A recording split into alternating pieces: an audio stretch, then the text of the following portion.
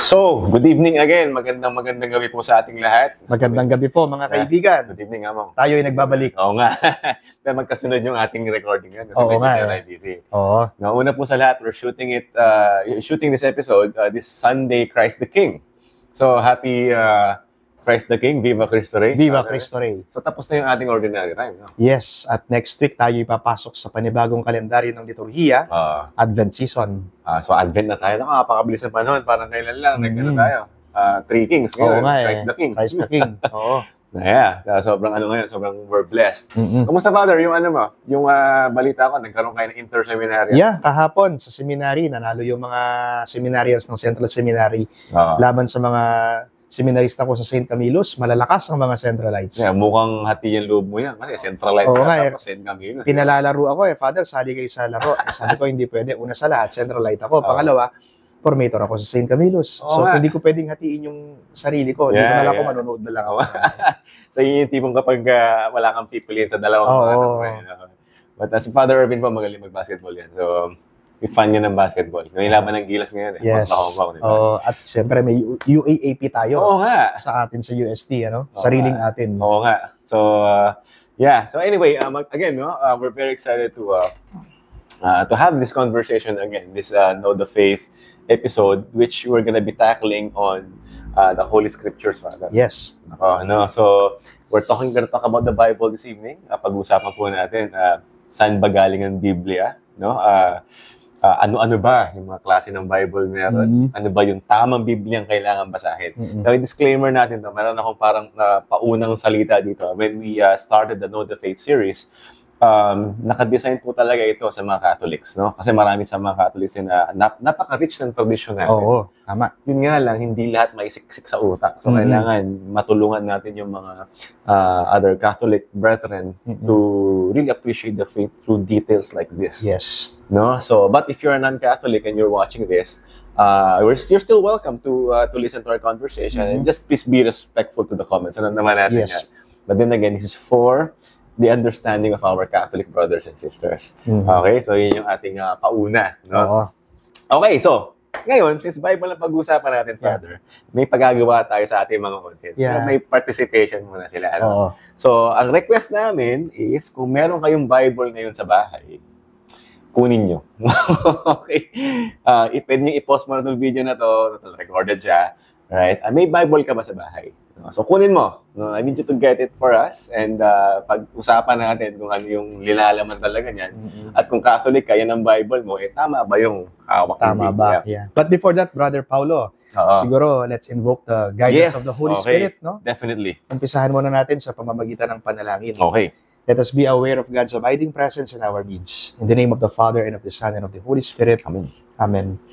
O God, how deep is your wisdom. Inscrutable are your judgments. Unsearchable are your ways. No man can comprehend you. In you everything receives existence. With you everything has life. In you everything has purpose. We will glorify and praise you, now and forever. Amen. Saint Jerome the Great, pray for us. In the name of the Father, the Son, of the Holy Spirit. Amen. Amen. Muli, magandang gabi, Brother Pao. Okay, good evening, everyone. So, nakuha niyo na ba yung mga Bibles ninyo? Okay? Meron akong papacheck sa inyo. Okay? So, ngayon, mapapansin niyo sa mesa natin ngayon, meron tayong iba-ibang mga Biblia, Father, no? So, yung iba dito, binili ko. Yung iba dito, bigay. Yung iba, minana. Okay? So, meron akong ipapacheck sa Bible ninyo. Tulad nito, no? Kasi ito yung Bible na binigay sa akin ng mother-in-law ko. Medyo malaki to, medyo matanda na rin. Pero may mapapansin tayo sa Bible na to. Okay? Pag binuksan natin yung first few pages, makikita natin itong tinatawag na nihil obstat at imprimatur. Okay? So, dalawang imprimatur pa ito. With the face of Pope Paul VI. Yeah. Okay. I-translate muna natin siguro sa English kung ano yung ibig sabihin ng nihil obstat at ng imprimatur para mas maintindihan ng ating mga viewers. Yes. Pag sinabi po natin nihil obstat, o the correct pronunciation in Latin is nihil. Nihil obstat, it means nothing hinders. And imprimatur, it means it can be taught. It can be taught. Yes. So, walang sagabal. Okay, so walang sagabal. It's naka-adhere siya sa Catholic faith in our beliefs and pwede siya ituro. Ituro. Okay. So, ito yung Holy Bible from my mother-in-law. And then ito yung Bible na dalawa na minana ko sa aking lolo. So ito yung Bible ng kasal ko, which is very old na, Father. Ito yung Bible pa din na mama. Wow! Yeah, tingnan nyo. Antik na pala. Oo. Pero meron kayo makikita ditong, meron tayong makikita ditong nihil obstat and imprimatur din. So Okay it na. means Catholic Bible yan, It Brother is. Pao. So meron din tayo dyan. At itong Maya Balita Biblia, translated Good News Bible. Ito, Father, kilala mo yung imprimatur tsaka nihil obstat dito. Ang pumirma niyan, si Father Archbishop Pasiano Aniceto and Monsignor Jose de la Cruz. Okay. Doctor in Sacred Theology. So, meron po tayong nihil obstat, Yes. no? So, we also have, again, ito yung lagi natin ginagamit na Bible sa ating mga episodes. New American. Yes. Right? So, meron siyang nihil obstat ulit. At ito po yung madaling basahin, mga Okay. kaibigan. The New American Bible. Yeah. Okay. So, yan. Dalawang imprimatur din. Tsaka tatlong imprimatur. Tsaka dalawang nihil obstat. Okay? Okay.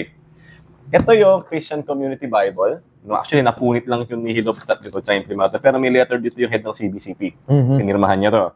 At ito, Father, ito, sa sister-in-law ko to, Good News Bible. So, ito yung English translation ng Maya Balita Bible sa Kapampangan.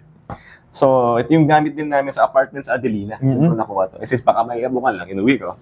So, ito yung nag-imprimatur at nihil obstat nito. Okay? Sabi ko kanina, kilala mo to. Natitrivia ako kanina eh, kasi yan eh. Oh, sige.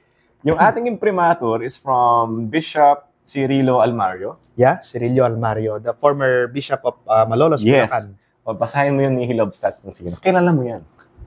Oh, my professor, Si Father Reverend Efren Rivera. OP. the Great. The Great. Yes. Napakatalino. Dumaan pare po ako po sa yun, kanyang kamay. So, sapagkat, he's a Bible scholar, no? Yes. He was my professor in the seminary. He's still in UST now, right? Until now. Until now, And yes. He was my professor in exegesis and even in Johannine theology. Right. Yeah. So, nagulat ako kasi matagal ito sa sister-in-law ko. Ginagamit pa niya na nung ano. And I hope nanonood ngayon si Father Father Efren. Efren. Yeah, Father Efren. Kaya po yung nag-ano nito. Yes. Nihil obstat nito. Hello, Father, my dear professor. Right? So, I'm actually very happy. Yeah. So, if you're going to check the Bible that you're holding right now, meron ba sila ng dalawang tinukoy natin ngayon? Meron bang nihil obstat at imprimatur? Ibig sabihin yan, Father, dumaan dapat yung mga Bible sa kamay ng mga Obispo. scholars. Yeah, obispo, pare, or Bible scholars, Catholic Bible scholars. So, pag wala siya yan, Ibig sabihin, hindi siya Katoliko. yan yung tatalakayin po natin ngayong gabi. Brother Pao, by the way, naalala ko nung ako'y seminarista pa lamang, requirement na pinagawa sa amin ng aming professor sa seminary is magdala kami ng iba-ibang klase ng Biblia. Kaming magkakaklase, kaming mga seminarista. Inassign sa amin ng mga ng professor namin sa scripture, ikaw magdala ka ng King James, ikaw magdala ka ng Gideon, ikaw magdala ka ng ganito, ganito, ganito, ganito. So it means iba-iba kami ng Biblia. NIV, NLT, Yeah, iba-iba. King James, etc. So ngayon, may binigay na isang chapter at isang verse yung professor namin sa Bible. Lahat kayo, sabi sa amin, buksan ang inyong Biblia, ibibigay ko yung chapter, ibibigay ko yung verse. Binuksan, no? Naaalala ko pa, pinabasa sa akin ng professor ko, sabi niya, ano yung nakasulat sa iyo? Father, sa akin nakasulat po, sword, espada. Espada. Yung katabi ko, SWORD. sword, espada. Yung katabi ko, pinabasa. Sa iyo, ano yung nakasulat? Axe. Oh. Is it the same verse? Yes. Is it from the same chapter? Yes. Yes. But you know, sword is totally different from axe. Yeah. Diba? Both are sharp objects, Yes. but the meaning, magkaiba. Translation. Yes. So, dun pa lang natin makikita, mga kaibigan, meron tayong tinatawag sa Biblia, translation and transmission. At mahalaga po yan sa atin, lalo na po sa mga Bible scholars. Kaya hindi ibig sabihin, binasa mo yung Biblia, yun na yun. Kaya mga kaibigan, payo po, kung kayo po may duda, katulad po ng sinabi ni Brother Paulo kanina, ang pinakamainam na basahin natin o gamitin natin ay walang iba kundi itong New American Bible kasi nga, at yung mga may imprimatur, dahil yan po ay inaprubahan ng simbahang Katoliko. At ang Biblia ay nanggaling sa simbahang Katoliko. Yes. Okay, Okay? so magda-delve in na tayo, Father. Magda-delve in na, yeah. Actually, hindi po tayo magkaano sa mga subject na sa seminaryo kasi ilang sem yun. Yeah. Pero we're gonna tackle basically on the history of the Bible, how it came about, and other practical ways to, to how we consider the Bible entirely. And okay, first question, Father. Okay, this is coming from, nabasa ko tong book, The Faith Explained by Leo 13. I bought this from UANP. Can we be saved without reading the Bible? The answer is, of course, yes. Oo. Well, nung unang panahon, merong tinuturo sa atin, extra ecclesia, nulla salus. Okay. Outside the church, there is no salvation, sinasabi. Then, I remember one of our discussions when I was in theology, sabi ng professor ko, paano yung mga native, yung mga katutubo na nakatira sa bundok, na hindi sila nabaptize as Catholics, as Christians, hindi nila narinig yung salita ng Diyos, hindi nila nalaman yung tungkol sa Panginoong Jesucristo. Pag namatay sila, can they be saved? They were not able to read the Bible. They were not able to discover Jesus Christ. Hindi nakarating sa kanila yung pananampalatayang Katoliko. Pwede ba silang maligtas? Well, according to my professor, sabi niya, yes. No, hindi lang sa professor ko, of course, meron sinasabi yung Catholic Church dyan, even Saint Luke. He said that salvation is universal. Yeah. Diba? So, hindi ka, universal. yes. Kahit sino. Yes, as long Kasi as may gumagawa. may iba kasi. May sinasabi, kami lang maliligtas, ano? Oo nga, may mga ganong klase ng turo na unless you're with us. kung hindi ka kami lang. kabilang sa simbahan namin, hindi ka maliligtas. May Yes. ganon. Pero walang sinasabi ko ng Panginoong Jesucristo. But of course, my dear friends, no, going back, kung hindi nakarating sa iyo ang pananampalatayang Katoliko, hindi mo narinig ang salita ng Diyos, hindi mo nakilala ang Panginoong Jesus, maliligtas ka ba? Ang sagot ay opo. Yes. Bakit?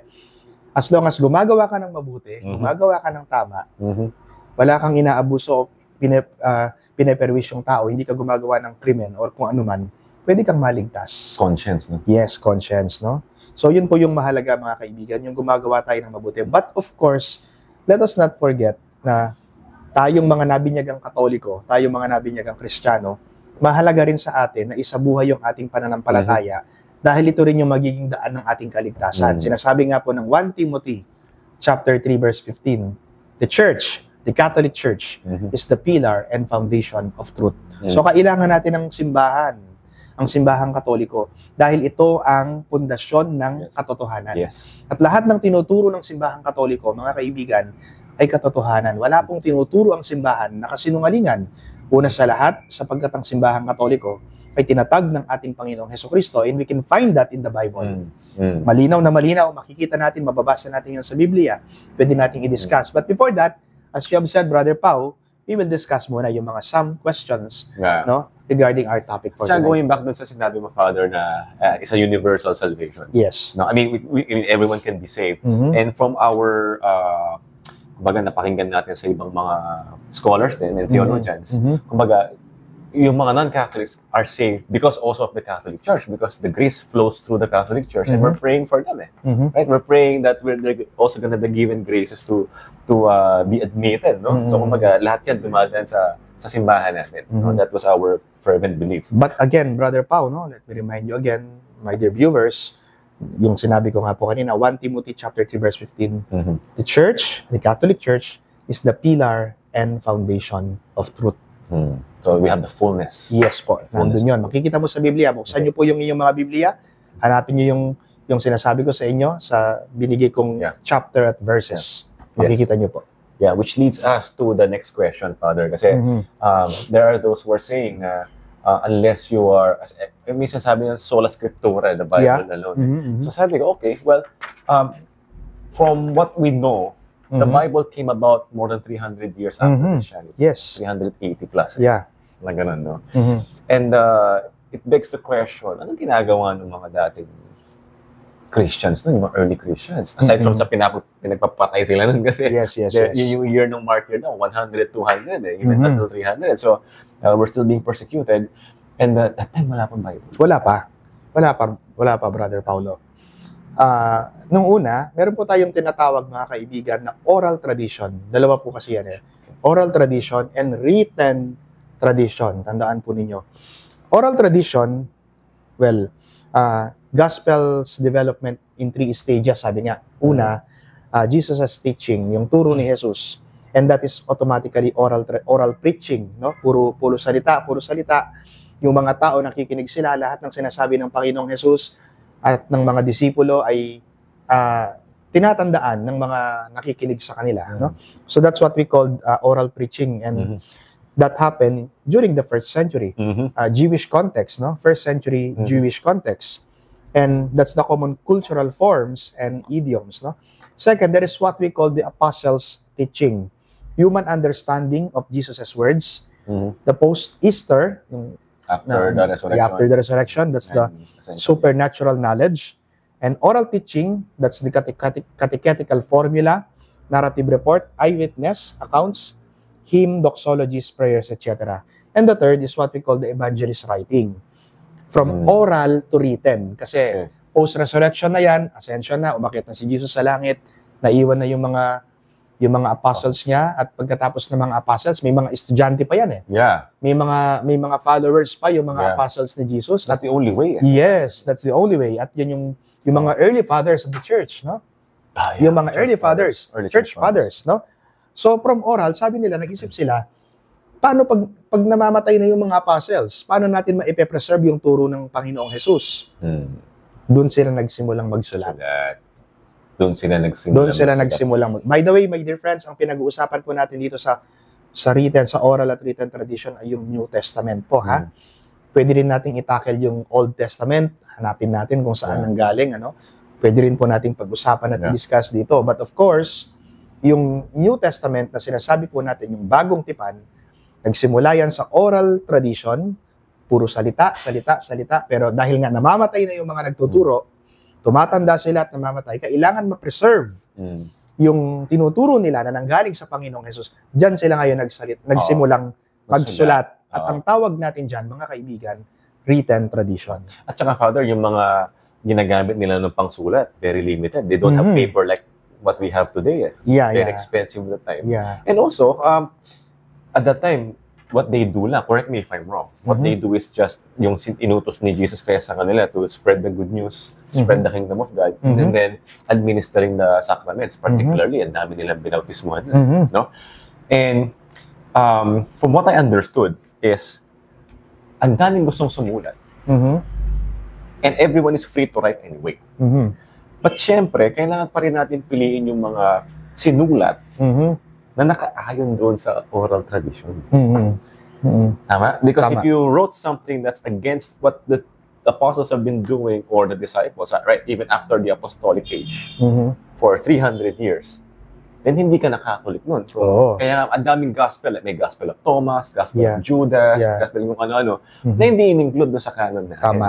Diba? No? Kasi kailangan nagre-reflect kung ano yung susulat mo dyan, doon sa tradition. And you know, merong lumabas na 50 gospels nung time na yon. 50, 50 gospels. Kasama rito ang 4 na ebanghelyo na mababasa natin sa Bagong Tipan. Yes. Yung mga gospels na na-canonize ngayon, the Gospel of Mark, Matthew, Luke, and John, ano? And trivia, my dear friends, the 3 evangelists, Matthew, Mark, and Luke, we call them synoptics. Synoptic gospels. Why? Because when you read their gospel, pag binasa mo yung kanilang ebanghelyo, they give a similar account about the life of Jesus. May pagkakapare-pareho. There are some scenarios that you can find from Matthew, from Luke. They are similar, but of course, hindi naman direkta, no? Kasi nung sinulat yan, actually, meron tayo rin tinatawag na Q-source na hindi natin alam kung sino yon, no? So yung dalawa, automatic nagkopyahan yan eh. Si Matthew tsaka si Luke nagkopyahan. The original gospel na hindi kinopya ay yung gospel ni Mark. At papaano mo malalaman na original yung gospel ni Mark? Dahil kahit buksan po ninyo yung inyong Biblia, makikita po ninyo mga kaibigan, Mark's gospel has 16 chapters only. 16, no? 16 yung chapters niya. Yung shortest eh. Shortest. And the shortest, the original. It means hindi siya nangopya. Yes, si Mark. Interesting. The shortest, the original. Okay. Pinakamaikli, siya yung original. Yes. Na hindi nangopya. Kasi meron tayong Q-source eh. Kung idodrawing mo yan, parang box yan eh. Mark, si Q-source, si Matthew, si Luke. No? And then, Matthew has 28 chapters. Yes. Mahaba 28, yeah, oo. And Luke has... First book in the New Testament yun. Yeah, and Luke has 24 chapters, no? So, yan po sila. Yeah. Ganyan sila. And Father, itong sa scriptures, may subject kayo sa seminary na ito. Hindi kasi siya isang upuan lang. Of course. Right? Oo. And meron din specialty yata yung mga pari dyan after yung yes, may master's degree in scriptures. Yeah, master's, licentiate, we call it licentiate, doctorate. Yes. So, hindi siya like basta-basta. Opo. Ano lang, may pag-aaral talaga dyan. May masidhing pag-aaral. At kaya, hindi katulad ng ibang tao, no? Binasa lang yung Biblia sa loob ng 2 buwan, scholar na, nagtuturo na ng kung ano-ano. Yeah. Pero kaming mga pare, hindi naman po sa pagmamayabang, mga kaibigan, pagsasabi lamang po ng totoo, 10 taon kami nag-aral sa seminaryo. Yeah. No? Or sometimes more than 10 years pa na specialization ng ibang pare ay ang Biblia, ang sacred scripture. Talagang, on top of praying the scriptures and reading it sa Mass, you're studying. Yes, studying. So, nasa scriptures yung kabuuan ng pag-aaral at vocation niya. Naalala ko yung sinabi ni St. Jerome the Great, yung topic natin ngayong gabi, di ba, si St. Jerome, siya yung nag-translate ng Latina Vulgata. Sabi ni St. Jerome, ignorance of the sacred scripture is ignorance of Christ. No? Ignorance of the sacred scripture is ignorance of Christ. Why? Because the sacred scripture is the Word of God. Ang salita ng Diyos. And Jesus Christ is the Word made flesh. Right. Diba? Yeah. The Word made flesh. Et verbo caro factum est, et habitabit in nobis. Yeah. And the Word is made flesh and dwelt among us. But, the sacrament actually is living the scriptures. Of course. Diba? So, especially it came from the church. Exactly. And so, Jesus Christ instituted these sacraments. So, ibig sabihin, yung sinasabi ni St. Jerome is ignorance of scripture, meaning also ignorance of Christ. Tradition, Christ. Right? So, ibig sabihin yan, even if, let's say, I'm ignorant because I can't read the Bible, but I'm active sa sacraments. I go to confession. I go to Mass. I hear the Word of God. It's like me also being educated with it because tradition and scriptures, I'm doing one of the other. Kung talagang mentally challenged ako. That's why may chance ako masave. Right? And actually, Father, ito nga diba? Itong buong 300 years na to, nawala yung Bible. Yeah. Kasi, when people are asking me, do I know something about the Bible and stuff, right? At sine-reverse ko yung questions sa kanila, like, questions like, alam niyo ba yung good thief? Anong backstory niyan? Ba't siya nag-repent? Tapos tanong ko, like, ilang araw yung from Bethlehem or from Nazareth to Egypt? Anong ginawa niya na Jesus Christ dun sa Egypt? Magkanong sinisingil ni St. Joseph nung gumagawa siya ng furniture niya? Ano yung kinabubuhay ng Holy Family? Anong itsura ng bahay? Yung tipong mga ganun detailed questions happen with the first 300 years. And the early church fathers have answers to this. And simply, some of the other non-Catholics will say, conveniently say na hindi yan nakasulat sa Bible. Yes, correct. But in reality, alam natin yung sagot sa mga ganito. Alam natin. Hindi lang, pag sinulat mo lang sa Bible, masyado makapal. But we have these things yeah. Di ba? At karagdagan, Brother Paulo, tayo mga Katoliko, hindi lang natin ginagamit ang Biblia, no? Hindi lang tayo nagbe-base sa Biblia. Hindi natin ginagawa yung sola scriptura. Hindi lang yon. We follow the sacred tradition. Of course, we have the Holy Bible and we have the Church Magisterium. The teaching authority of the Catholic Church. Siya yung interpreter na, interpreter. Siya may say.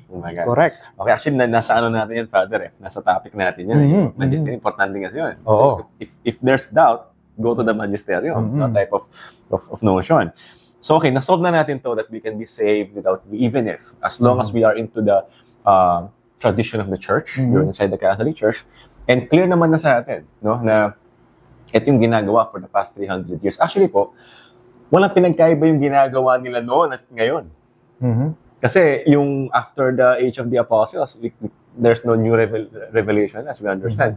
Yung the way they practice the tradition, yung breaking of the bread, confession, anointing of the sick, ginagawa na po. Yan ang ginagawa natin ngayon. At sino yung nag-institute nun? Ang tanong, it's Jesus Christ. That's why you can't change anything, right? So, ni-record natin yan with the Bible. Okay, which leads us to the next question. Okay? How did the Bible come about? Paano siya naging Bible? Kasi we ask, saan galing ang Bible? People say, it's a word of God. Yeah, we get that. But, paano yun naging Genesis, Exodus, Leviticus, di ba? paano nangyari? Paano tayo nagkaroon ng canon na ganito? Ano yung story kaya Father? Para malaman nila. Sige, magandang i-discussion, Brother Paul. History. Yeah.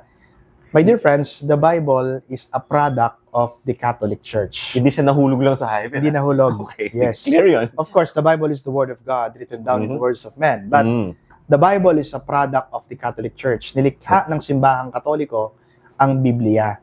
It was Mellitus, the Bishop of Sardis, around 170 AD. He was the first who tried na magkaroon ng tinatawag na canon ng lumang tipan, yung old canon of the Old Testament, no? Subalit marami sa mga aklat na ginagabayan ng Diyos, ang pagsulat ay hindi makikita sa kanyang talaan. At sa pahintulot ng Papa ng Roma, ginawa ang konseho ng Laodicea, the Council of Laodicea, around 360 AD. Yeah, 300 ang plus. kauna-unahang canon ng Biblia. Ngunit noong panahong lamang yon ni Papa Damaso, Pope Damasus. Yeah. Yes, And that was around 367 AD. Nagkaroon ng malaking pagsisikap na makabuo ng Biblia. By the way, the word Biblia from the word Biblos, which means compilation of books, no? Well, may mga nagsasabi ang Biblia daw, ang word Biblos ay it's a pagan in origin, no? Parang pagan origin siya. But of course, tingnan muna natin yung Christian context niya, no? So it was Pope Damasus around 367 AD, no? Nagkaroon po ng malaking pagsisikap na makabuo ng Biblia. Tinipon ng banal na papang ito ang mga aklat, inipon niya lahat 'yan, no?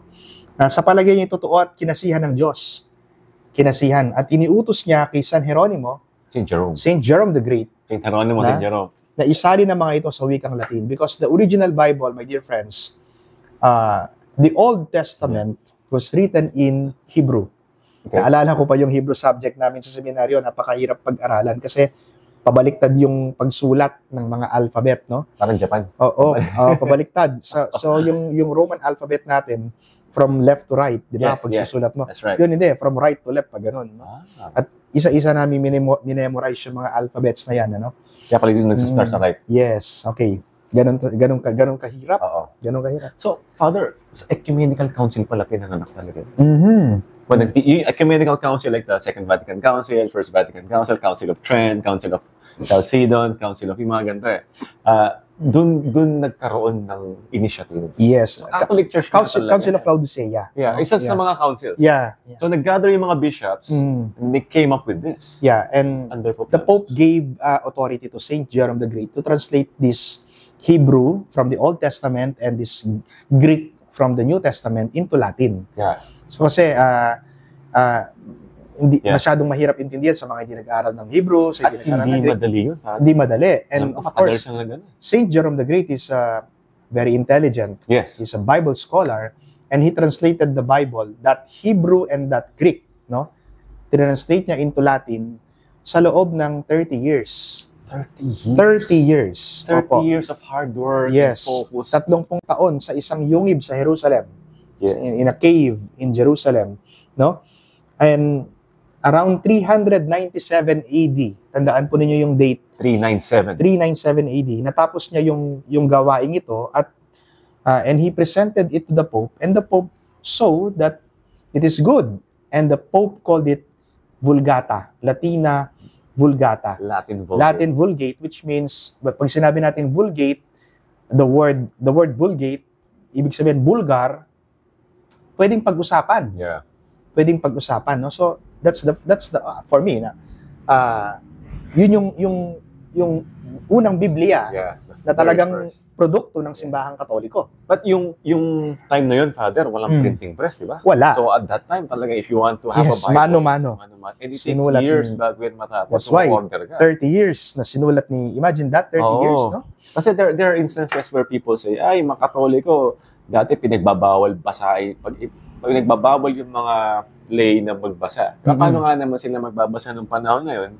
Wala naman talagang printed na Bible na katulad ngayon. Yes. They have to secure it sa mga churches kasi pag ninakaw yan, it will take another few years to have it written again. Yes. And have a copy isa lang sa simbahan. Right? So talagang mahirap na panahon. Yeah.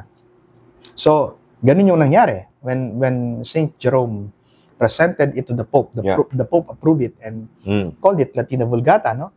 At tinawag ito ni Papa Ciricio na Biblia. No? Pope siya yung Siricius. nag-coin ng Biblia. In those days, Father, wala pang mga verses yung Bible nun. Yes. Yung kinano ni St. Jerome. I think it's only in 1500s, I think, nung si Robert Stephanus decided to use numbers for the verse, di ba? Para madaling tandaan. Madaling tandaan at hanapin. Oo, hanapin. Okay. Alright. So, ngayon ito, we mentioned earlier that we have our we have our scriptures, oral tradition.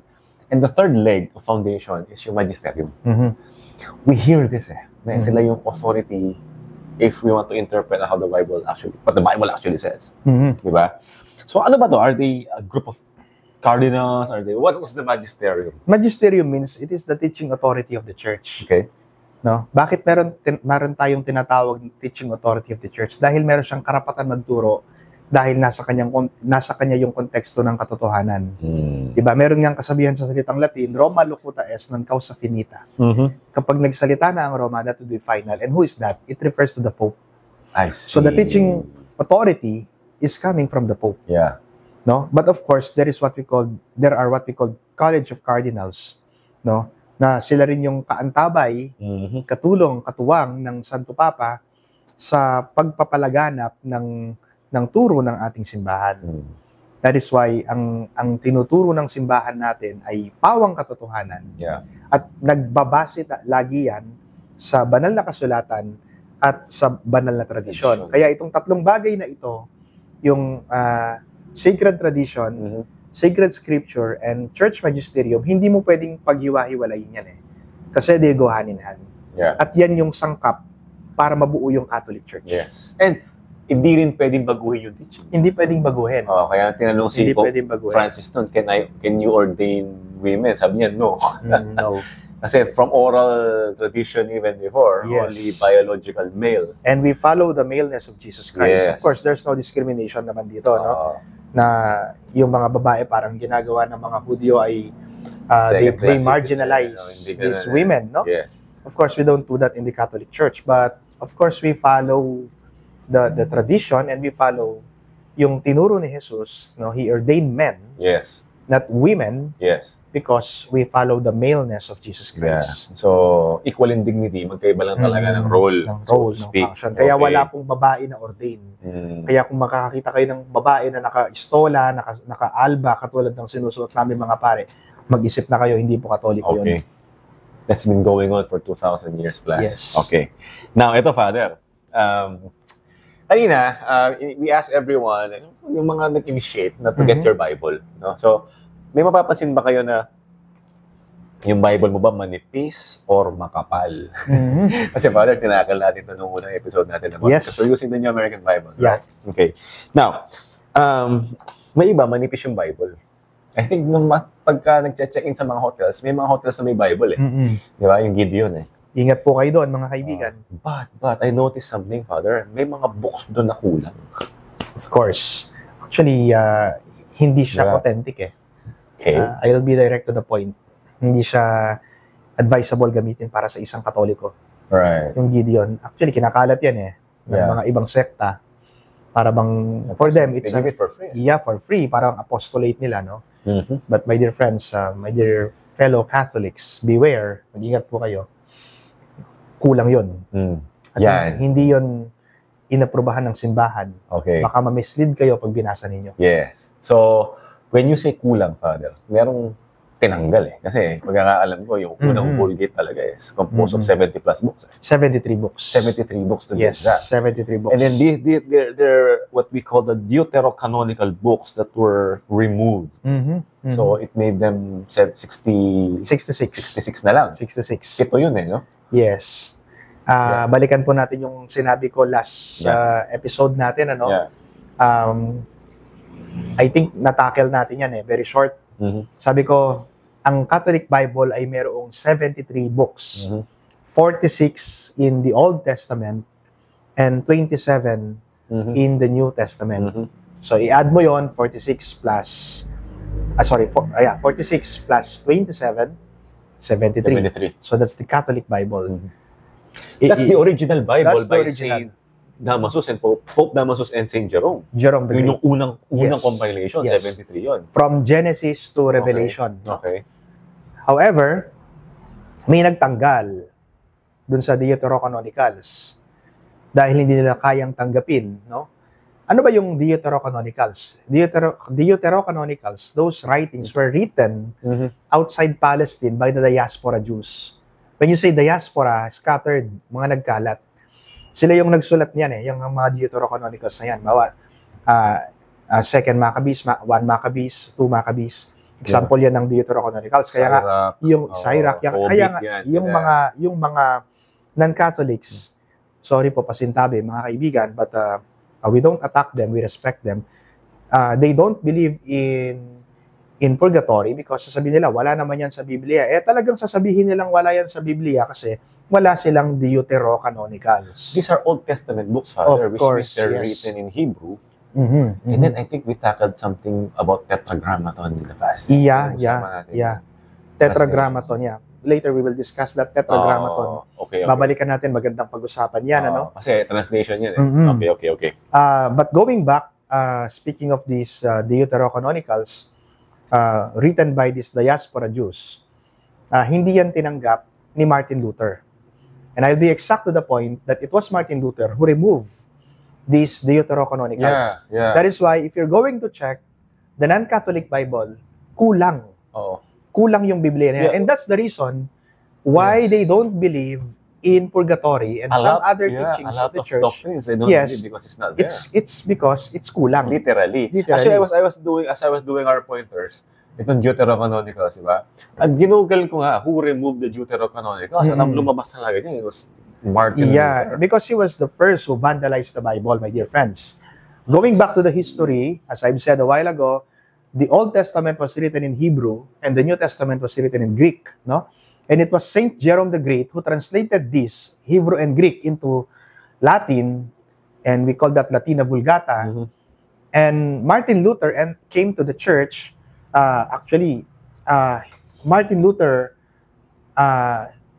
isa siyang paring Katoliko, no? Augustinian friar. He is an Augustinian friar around 1483 to 1546 yung year, yung span ni Martin Luther, no?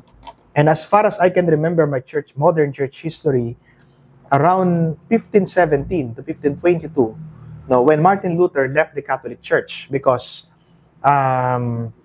bakit niya iniwan ang simbahan? Paring Katoliko siya eh.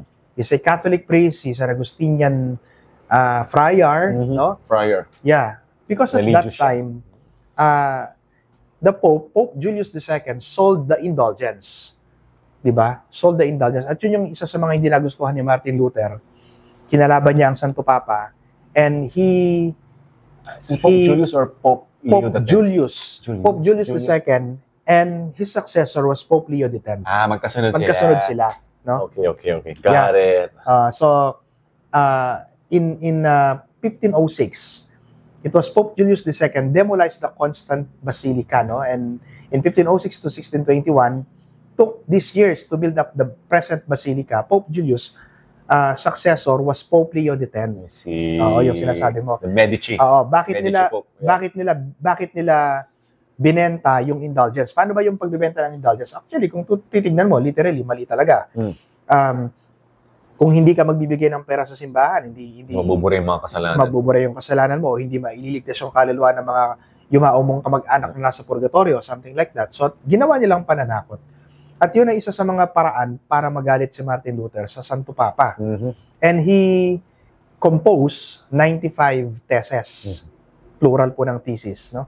95 theses. And among those 95 theses, 40 were found heretics.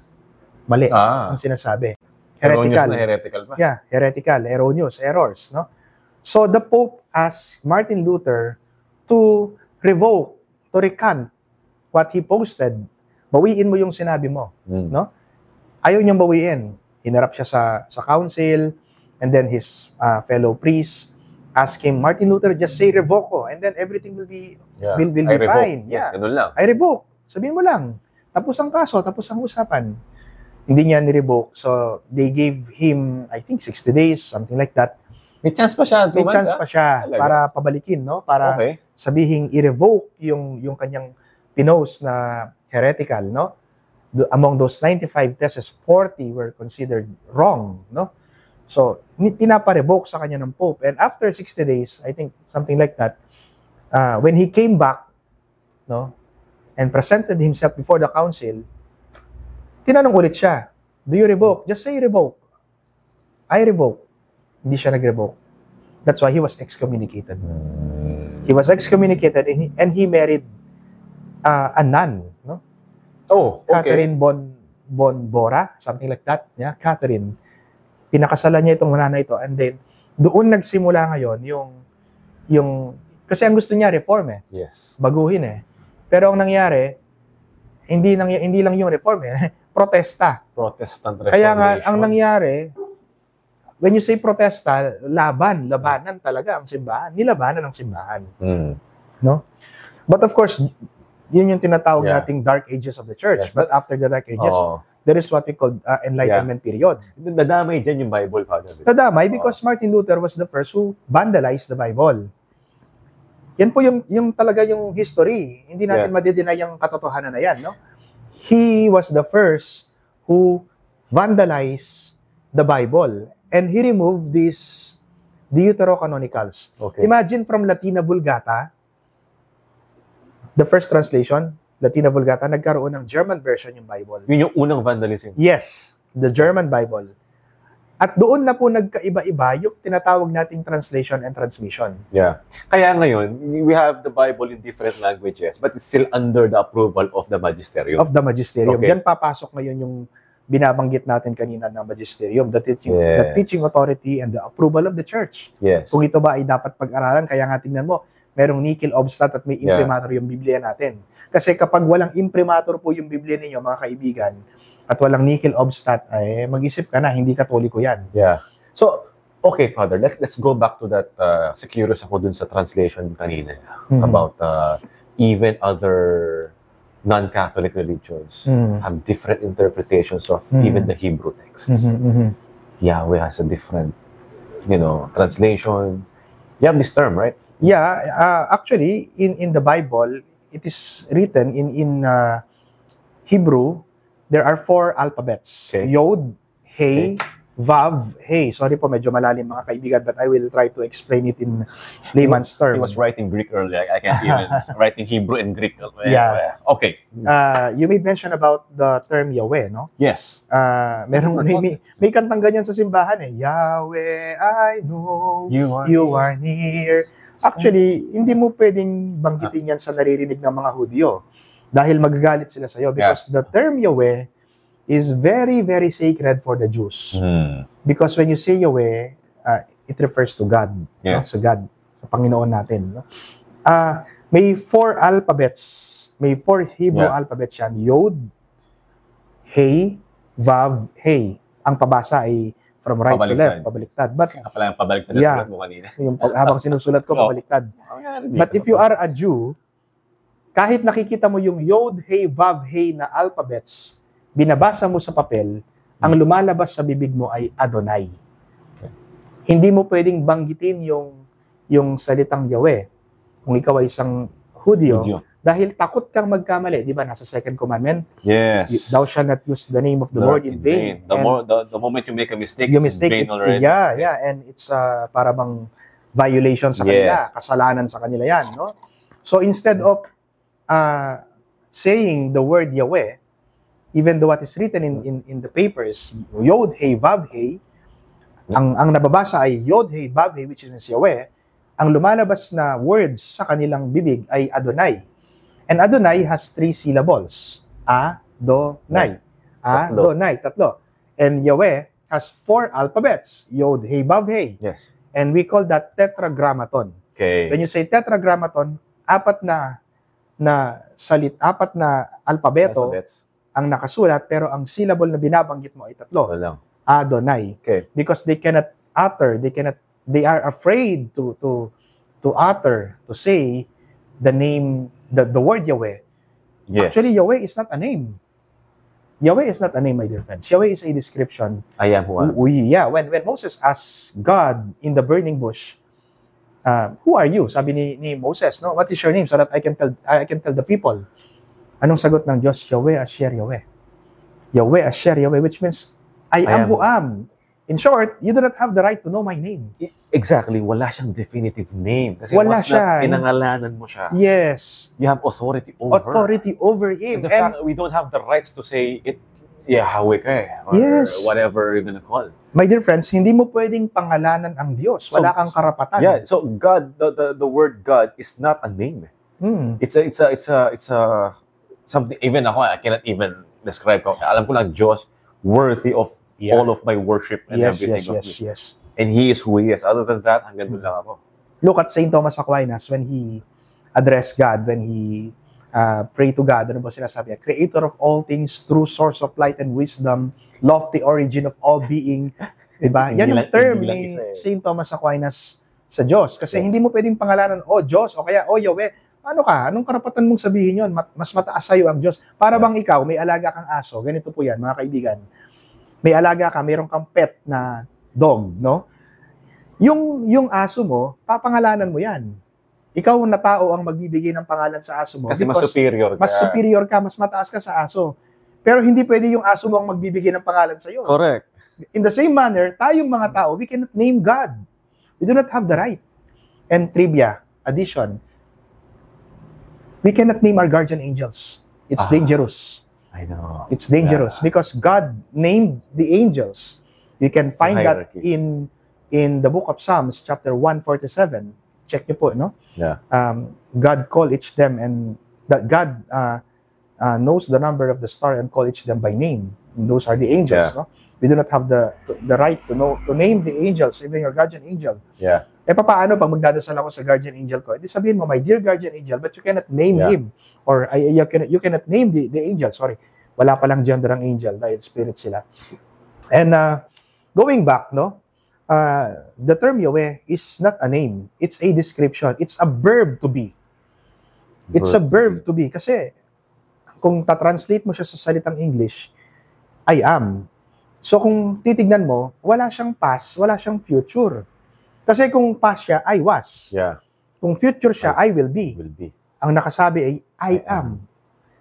So diba? he sees, kumbaga, it fits the description of Bishop Barron. Sabi niya, God Himself is a subsistent act of to be. Yes, to be. He's not even a being. Yes. He gives being to creation. So that's why hindi mo siya pwedeng pangalanan. Hindi mo siya pwedeng pangalanan. There are other non-Catholics who are still stuck with that belief in the Old Testament that are using the name. Yes. Pero nagkaroon na siya ng pangalan when God said, name Jesus. Because nagkatawang tao siya. Nagkatawang tao na siya. Nagkatawang tao na yung anak niya. Kaya tinawag nating Jesus. Yes, that's the name above all names. All names, and every knee must bend in heaven and earth and under the earth. That's the Christ the King. Yeah, that's the Christ the King. Interesting. Ang daming nalinawan ngayon. Kaya nga hindi mo pwedeng pangalanan ng Diyos. Mali na nga yung iba sa translation of the Old Testament. And here comes Martin Luther vandalizing it and giving it a German translation. Yes. So, what we're trying to say right now, in essence, correct me if I'm wrong sa summary natin, the first Vulgate has 73 books. And Martin Luther got rid of the 7 Deuterocanonicals. In short, if you're using 66 books now, then you're using a Lutheran Bible. Yeah. And what happened to the Lutherans? I'm not attacking them, of course. I respect the... Sila yan. Yes. Yeah, I respect, no? The way they respect us, siguro, I respect them. You made mention a while ago about church magisterium. Yes. Yun po yung lamang natin sa ibang simbahan, sa ibang paniniwala, mga kaibigan, sa ibang denomination. We Catholics, we follow one voice, isang boses. That is the teaching authority of the church. For the non-Catholics, kanya-kanya. Kanya-kanya. That is why, tignan po ninyo, sanga-sanga sila. No? It was Martin Luther who founded, who separated himself from the church founded by Jesus Christ. No, it was Martin Luther who founded this Reformation, Protestant Reformation, and then afterwards, sino yung mga First followers niya, si John Calvin, si Zwingli. Di ba? So yung tinuro ni Martin Luther, may ibang interpretation si Calvin. May ibang interpretation si Zwingli. At yan po yung dahilan kung bakit nagkaroon ng maraming sanga-sanga yung Protestantism. Yeah. Merong Methodist, merong United Church, merong Pentecostal, etc., etc., etc. Ang dami ng ang dami. At naglaban-laban sila. Bakit sila naglaban-laban? Hindi sila nagkaintindihan. Bakit? Dahil iba-iba na ng boses ang pinakikinggan. Because they don't have magisterium. They don't have the authority. They don't have one voice to follow. Kumbaga, walang judge. Wala. Judge, ano na? Walang wala sinusundan. silang authority. Kasi tayo, Nagkagulo-gulo. may problema tayo, may kaso, may judge. Ano sinabi ni judge, yun na yun. Yun ang susundan mo. They don't have that. Yes. Well, guys, form of pride. Kasi, I think so. you are your own interpreter. Yes. And And humility is. Kung ayaw ko na, gagawa ko ng sarili kong interpretation. Bahala kayo sa buhay nyo. Tapos, sa tatanong ng mga taga-sunod, sino sa atin ang tama? Sabihin ko ako, sabihin niya ikaw. But sa atin is different whether you are the diocesan, a Franciscan, or Opus Dei, or what. that's different. I know. Congregations are different. I understand. But if magkaroon tayo ng discussion, we have the Pope, says. Yes, Or we have the authority. Alright? Yes. Pag sinabi na ni Pope, ito yan, all of us will obey. Roma, locuta est non causa Yes. finita. And when you obey, humility. Humility. Interesting. Ano, tama okay ka lang? May audience po kami nito, si Tom Yes. Patrick Malit. Nakikinig siya ngayon. And we learned a lot today, right? Yes. Sobra. Okay, so ngayon, Father, actually, halos natagal na natin dito no? So, ano yung mga Deuterocanonicals? Sino yung nagtanggal? So, in short, ito po yung sinasabi natin, you're using a Martin Luther Bible, regardless of what denomination you are, if 66 books lang yung nasa loob ng Bible, at wala siyang nihilobstat and imprimatur. I hope that's clear. For Catholics, check your Bibles, go ahead and get something with nihilobstat and imprimatur, and then have it blessed by your priest. Okay, holy, lagay niyo yan sa prayer corner niyo. No, yan ang magiging foundation din ng meditation, no? And in addition, my dear friends, my dear viewers, always remember that the Bible, the sacred scripture, this Bible is a product of the Catholic Church. Kapag tinanong mo saan galing ang Bible mo, ito'y salita ng Diyos. Ito'y galing sa simbahang Katoliko. Yeah. At nagkaroon ng Biblia yung mga ibang denominations because kinuha nila ito sa atin. Yes. But we are the owner of this Bible and it is the Catholic Church. It was the Catholic Church, no? Siya yung merong right to interpret the Bible dahil ang Biblia ay produkto ng simbahang Katoliko. And in addition, hindi pinundar ni Jesus ang libro. Ang pinundar ni Jesus, we can find that in Matthew chapter 16 verse 18, simbahan. Jesus founded a church, not a book. And this book is just a product of the church founded by Jesus Christ that we can find in the Gospel of Matthew. And the church that has the authority to interpret what's written here. Maraming detalye pong wala dyan. Ito yung mga tinanong natin kanina, Father. Naulit natin yung tanong, like, ano yung backstory ng good thief? Gaano kalayo yung Egypt? Diba? Anong itsura ng bahay nila sa Ehipto? Anong kinabubuhay nila? Yung mga ganong malilit na detalye. Diba? So, nung scourging at the pillar, anong itsura nun, anong mga ginamit, tapos meron din tayo, Father, may history din, I think connected with the story of St. Jude. Kasi may mga nagsasabi na walang sinulat si Jesus Christ. Pero may lumabas na meron Anyway, it's another discussion. So, please, pag sa topic ni St. Jude, anuhin natin yan. But the thing is, I think we covered most of the historical in the Bible. So ngayon, Father, maraming lumalabas na Bible na sa natin, sa cellphone. No? And ito rin yung same Lutheran Bible. Yes. Hindi lahat ng Bible sa app katulad ng Catholic. Diba? Opo. Tama yun. Kaya, kailangan din mag-ingat at maging masuri tayo. Suriin natin mabuti. So, kailangan, if mag-download kayo ng Bible, we have this app called Laudate. It's free. So, ito yung nandun yung mga missal, daily readings, and all that. Meron din siya New American Bible. So, as long as the Bible that you download has 73 books, then I think they're close there. Kasi hindi mo na malalagyan ng imprimatur. Unless PDF file yun. PDF. Na merong imprimatur. Pero kung 6 books lang po yan, don't. No, that's not us in the Catholic Church. That's not the original Vulgate that's compiled by Pope Damasus and translated by St. Jerome. Okay, so at least alam nila yan, Father. Yeah. No? So, I think that's it. Ano ba tayong nakalimutan na itala sa at least? Siguro bago tayo magsara, let me give some Sure. teachings or articles from the Catechism of the Catholic Church that speaks about the sacred scripture, no? Christ, the unique word of sacred scripture. We can find that in CCC Article 101. Let me read. In order to reveal himself to men, in the condescension, when you say condescension in Tagalog, pagpatol. Ang pagpatol ng Diyos sa tao, condescension of His goodness, God speaks to them in human words. Ayan. God speaks to them in human words. Indeed, the words of God expressed in the words of men are in every way like human language, just as the word of the Eternal Father. So, ang Biblia, no, ay salita ng Diyos na ipinahayag sa salita ng tao. Okay? And just as the words of the Eternal Father, when He took on Himself the flesh of human weakness, became like men. So, yan po yung Biblia, no? Ito pa, karagdagan po. Article 103. For this reason, the Church has always venerated the sacred scriptures as she venerates the Lord's body. She never ceases to present to the faithful the bread of life taken from the one table of God's word and Christ's body. In continuation, Article 104, in sacred scripture, the Church constantly finds her nourishment and her strength, for she welcomes it not as human word, but as what it really is, the word of God. That is why we can find in the Bible, in Greek, no? Theopneustos. We can find that in one of the letters of St. Paul, Theopneustos, but the pronunciation is Pneustos with letter P. It means breath of God. That's Greek. Greek. Yeah. When you say Theopneustos, hiningahan ng Diyos. So, ang hiningahan ng Diyos ay yung salita niya, yun ang Biblia. Right. Ang Biblia ay hininga ng Diyos. At kapag alam natin may hininga, may buhay. No?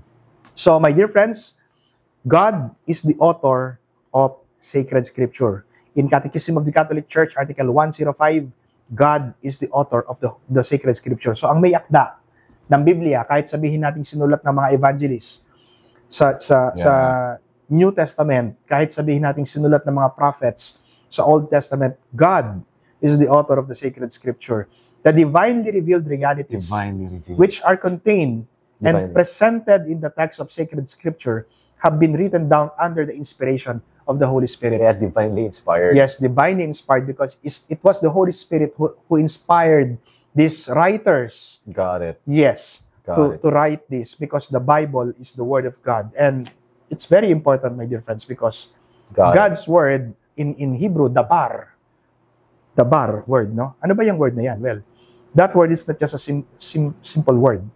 That word is no other than the Word made flesh. Jesus Christ. Et verbo caro factum est. Who's coming in the next few weeks. Et habitabit in nobis. Yes. In the beginning was the Word, and the Word was with God, and the Word was God. In principio erat verbum, et verbum erat apud Deum, et verbum caro factum est, et habitabit in nobis. And the Word was made flesh. And that Word, we can find that from cover to cover, from Genesis to Revelation, that's the Word of God. And who is the Word of God? It's the Word made flesh, Jesus Christ. Okay. So, I hope you learned so much today. Please feel free to share this video. By the way, Father, we're gonna be, actually, pinost na yung mga videos natin sa ating YouTube channel ng Know the Faith. And we're gonna be making na our own Know the Faith Facebook page. No, kasi hindi na po yan sa mga timelines namin para at least marami maka-access, no, mas madali po yan ma-spread. So, let's invite Father na gagawin kasi natin yung ating Facebook page. Yes, my dear viewers, my dear friends. Please like and follow that page. Yes, at ipopost po namin yung mga articles, videos, no? And please share them to as many as you can.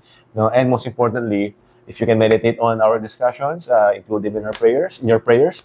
And please pray for this ministry na sana lumawak pa. You know? So, hindi po biro itong mga ganito. And sana po, at some point, nakatulong kami.